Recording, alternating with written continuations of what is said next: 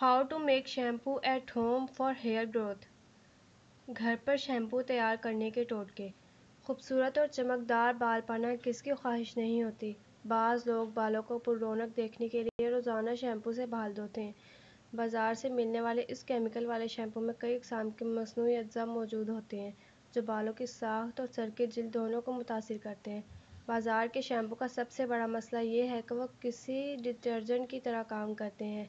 उसमें पाए जाने वाले केमिकल्स बालों में मौजूद तेल को निकाल देते हैं जिससे सर पर खुश्की और सर में खून की गर्दिश मुतासिर होती है।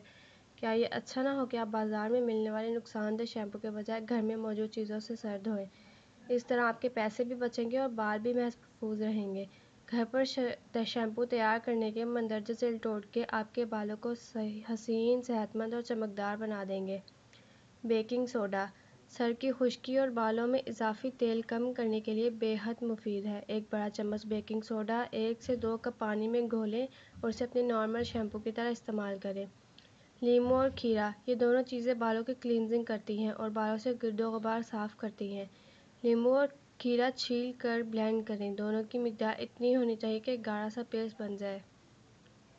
ख्याल रखें कि शैम्पू के बाद बाल अच्छी तरह से धुल जाएं ताकि नींबू के कतरात बालों में न रह जाएं।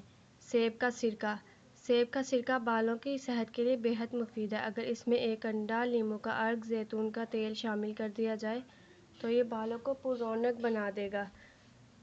रीठा और सिकाकाई 100 ग्राम रीठे को रात भर पानी में भिगो दें। सुबह ब्लेंड करके उसमें 1 से 2 छोटे चम्मच सिकाकाई पाउडर डालकर ब्लेंड कर लें और शैम्पू की तरह का पेस्ट बना लें। इंडियन हर्बल शैम्पू 1 इंच 100 ग्राम सिकाकाई, 250 ग्राम मेथी, 250 ग्राम मूंग की दाल, 1 गुड्डी तुलसी के पत्ते और 100 ग्राम रीठा एक कपड़े या कागज़ के टुकड़े पर बिछा दें और 2 दिन के लिए धूप में सुखाने के लिए रख दें। जब ये अच्छी तरह सूख जाए उन्हें पीसकर पाउडर बना लें और एक जार में महफूज कर लें। जब बाल धोने हों इसमें से थोड़ा पाउडर निकाल कर उसमें पानी मिला लें और शैम्पू की तरह बाल